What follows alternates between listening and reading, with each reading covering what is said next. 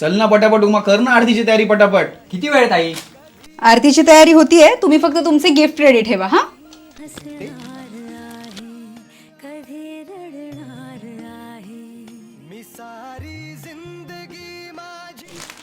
अरे एवढे सगळे गिफ्ट कशाला?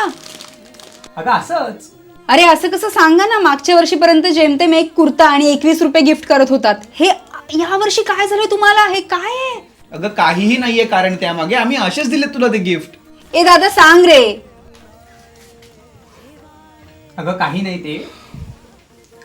तुझं लग्न होतंय ना पुढल्या वर्षी, ह्या घरातली तुझी शेवटची भाऊबीज आहे, म्हणून आम्ही आमच्याकडून थोडंसं मोठं गिफ्ट दिलं.